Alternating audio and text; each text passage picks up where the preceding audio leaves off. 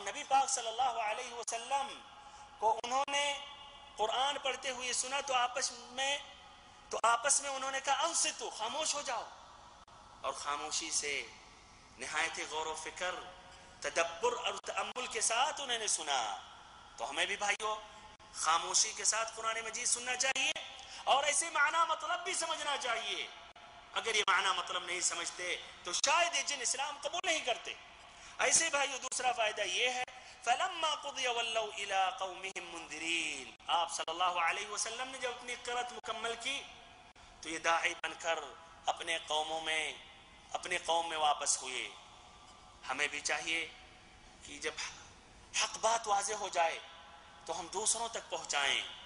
بلکہ ہم بھی داعی اللہ بنیں۔ تیسرا فائدہ بھائیو،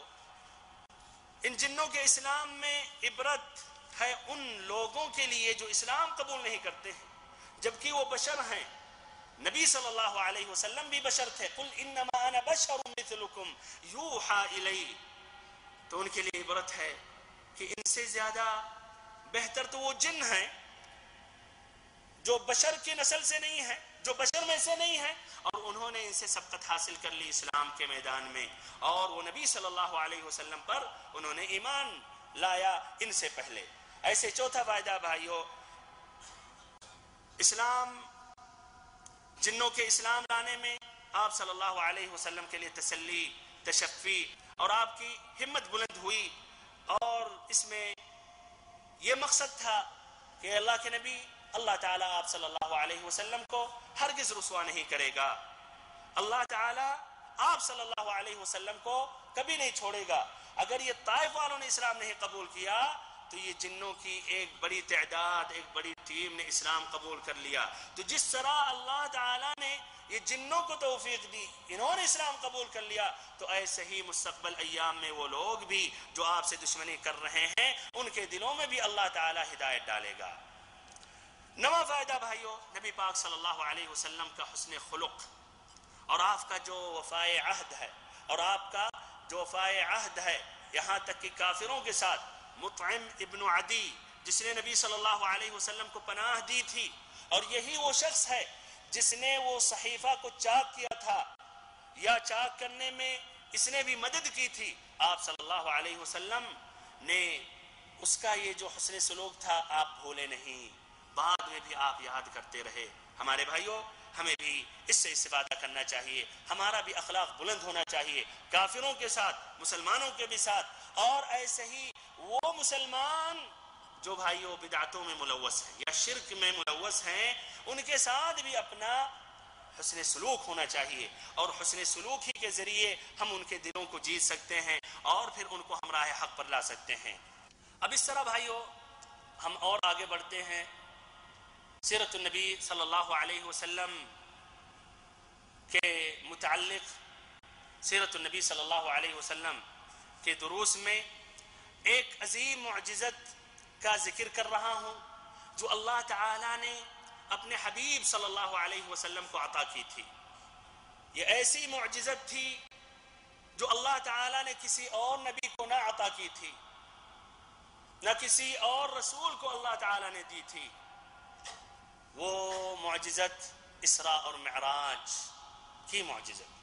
یا اسراء و معراج کا وہ اہم واقعہ، اللہ تعالیٰ آپ صلی اللہ علیہ وسلم کی عزت و تکریم کے لیے اور آپ کی ہمت کو بلند کرنے کے لیے خاصتاً ابو طالب کے انتقال ہونے کے بعد جو آپ صلی اللہ علیہ وسلم کی مدد کیا کرتے تھے، اور ایسے ہی حضرت ام المؤمنین خدیجہ الکبریٰ رضی اللہ عنہا کے انتقال ہو جانے کے بعد جو آپ صلی اللہ علیہ وسلم کا ساتھ دیا کرتی تھی، پھر ایسے ہی طائف میں جانے کے بعد انہوں نے جو بدسلوکی کی اور نہایت ہی بدتمیزی کے ساتھ پیش آئے، تو اللہ تعالیٰ نے آپ صلی اللہ علیہ وسلم کی عزت و تکریم بخشی اور آپ کو یہ تسلی اور تشفی دیتے ہوئے یہ مقام عطا کیا، یہ ایسی معجزت دی جو کسی اور نبی کو اللہ تعالیٰ نے ایسی معجزت نہ دی تھی۔ یہ اسراء اور معراج کا جو واقعہ ہے بھائیو، یہ عام قسم کا ایک واقعہ نہیں ہے، اور نہ ایک شخصی ایک واقعہ تھا کہ آپ صلی اللہ علیہ وسلم مکہ سے بیت المقدس، پھر بیت المقدس سے ساتوں آسمان تک، بلکہ اللہ رب العزت سے ملاقات کر کے آپ واپس آ گئے۔ اس کے اندر گہرائیاں ہیں، اس کا ایک اہم مقصد یہ بیان کرنا تھا کہ یہ نبی، یہ محمد صلی اللہ علیہ وسلم جو مکہ والے اذیتیں پہنچا رہے ہیں، طائف والے بھی اذیتیں دے رہے ہیں، یہ محمد صلی اللہ علیہ وسلم دونوں قبلے کے نبی ہیں، دونوں قبلوں کے نبی ہیں، بیت المقدس یا مسجد اقصی اور ایسے ہی مسجد حرام، یہ دونوں قبلوں کے نبی ہیں، اور ایسے ہی آپ صلی اللہ علیہ وسلم امام المشرقین والمغربین ہیں، مشرق اور مغرب دونوں جانب کے لوگوں کے امام اور سردار ہیں، اور ایسے ہی آپ صلی اللہ علیہ وسلم اپنے سے پہلے جتنے انبیاء اور رسول گزرے ہیں ان تمام نبیوں اور رسولوں کے آپ وارث ہیں، اور ایسے ہی آپ صلی اللہ علیہ وسلم آنے والی نسلوں کے امام ہیں۔ اس واقعے میں بھائیوں مکہ بیت المقدس سے جڑا، مسجد حرام مسجد اقصی سے جڑا، آپ صلی اللہ علیہ وسلم نے تمام نبیوں کی امامت کی۔ اس کے اندر بھائیوں بہت سی گہرائیاں ہیں۔ بہرحال یہ واقعہ کب پیش ہوا، اس واقعے کے تفصیلات کیا ہیں، اس واقعات کی تفصیلات کیا ہیں، پھر ایسے ہی اس واقعے کا ثبوت کیا ہے، کیا بالکل ثابت ہے یا اس میں کچھ شک ہے، پھر ایسے ہی آپ صلی اللہ علیہ وسلم نے جب کفار قریش کو بتایا تو ان کا موقف کیا تھا، مسلمانوں کا موقف کیا تھا، حضرت ابو بکر رضی اللہ عنہ کا موقف کیا تھا، پھر ایسے ہی یہ جو سفر آپ نے طے کیا، کیا جسد و روح دونوں سمیت آپ نے طے کیا یا صرف روح کا سفر ہوا اور جسد مبارک آپ کا اپنی جگہ ہی تھا، پھر ایسے ہی کیا آپ نے رب العزت کو اپنی آنکھوں سے آپ نے دیکھا، عیاناً دیکھا یا نہیں دیکھا، اس کے علاوہ بھی اور نقاط ہمارے بھائیوں انشاءاللہ آئیں گے۔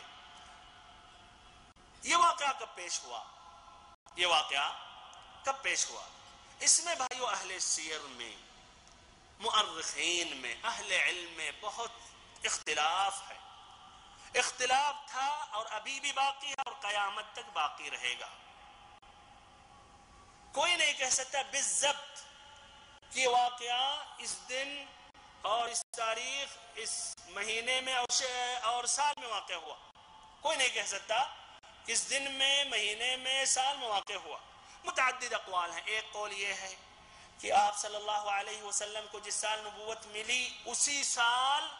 اسراء اور معراج کا واقعہ پیش ہوا، اسی سال معراج بھی واقع ہوئی۔ دوسرا قول ہے کہ نبوت کے 5 سال کے بعد یہ واقعہ پیش ہوا۔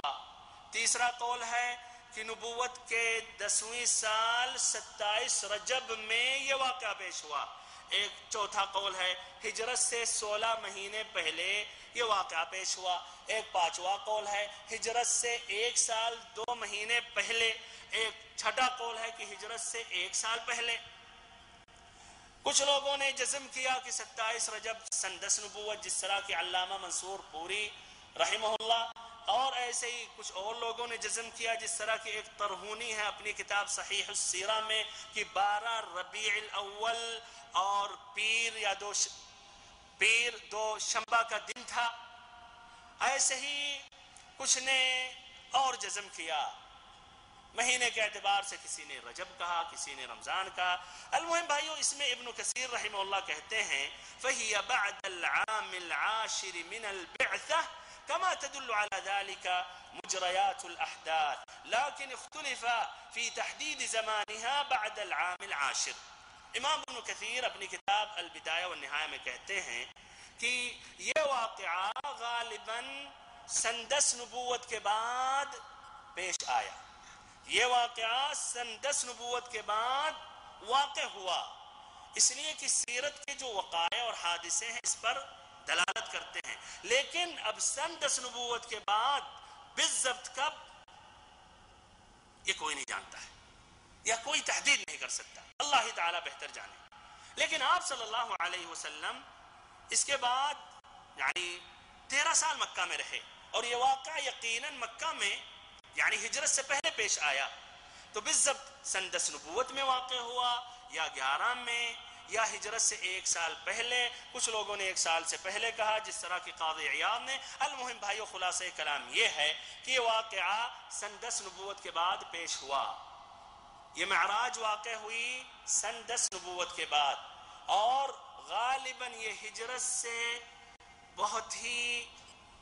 سے پہلے ہی یہ واقعہ پیش ہوا، لیکن بالضبط تعین کرنا یہ بہت ہی مشکل کام ہے، اس پر واضح دلیل نہیں ہے۔ ثبوت کے متعلق بھائیوں کہ یہ کہاں تک یہ ثابت ہے، تو یہ بھائیوں بالکل ثابت ہے اور اس میں ادنا اشکال نہیں ہے، اور یہ واقعہ سیرت کے وہ اہم واقعات اور اہم حادثے میں سے نہایت ہی مشہور ہے جس میں متعدد روایتیں موجود ہیں اور قرآن مجید کی آیتیں بھی موجود ہیں۔ اسراء کا ذکر سورت بنی اسرائیل اسراء میں آیا اور معراج کا ذکر سورت النجم میں آیا، اور ایسے ہی متعدد روایتیں ہیں جس میں صرف 20 روایتیں صحیح امام بخاری میں ہیں جو 6 صحابہ سے روایت کرتے ہیں، اور ایسے ہی 18 روایتیں صحیح امام مسلم میں ہیں جو 7 صحابہ کرام سے روایت کرتے ہیں۔ تو بھائیو تمام اہل علم کا، سلف صالحین کا، ائمۃ الاسلام کا، محدثین کا، جمہور اہل علم کا اتفاق ہے، یہ شبہ اجماع ہے، بلکہ بالکل اجماع ہے، اور جو یہ انکار کر رہا ہے تو گویا دین کا ایک ایسے حصے کا انکار کر رہا ہے جو ایک دم معلوم ہے اور واضح ہے۔ جس طرح کہ اگر کوئی کہے یار نماز تو فرض نہیں ہے، میں نہیں جانتا ہوں، یہ نمازیں فرض نہیں ہے، یا یہ روزہ فرض نہیں ہے، میں نہیں جانتا ہوں، انکار کرے یا کہے میں نہیں جانتا ہوں، تو ایسے ہی اسراء اور معراج کا جو انکار کر رہا وہ بھی اسی کے مانند ہے، یہ بھی اسی طرح ہے۔ اللہ تعالیٰ نے قرآن مجید میں اسراء کا ذکر کیا سورت بنی اسرائیل میں، فرمایا رب العزت نے سبحان الذي أسرى بعبده ليلا من المسجد الحرام إلى المسجد الأقصى الذي باركنا حوله لنريه من آياتنا إنه هو السميع البصير، کہ وہ ذات ہر عیب سے پاک ہے جس نے اپنے بندے کی سیر کرائی رات ہی رات مسجد حرام سے مسجد اقصی تک، جس کے آس پاس ہم نے برکت دے رکھی ہیں، اس لیے کہ ہم اسے اپنی قدرت کے بعض نمونے دکھائیں، یقیناً اللہ تعالیٰ سننے دیکھنے والا ہے۔ ایسے معراج کا واقعہ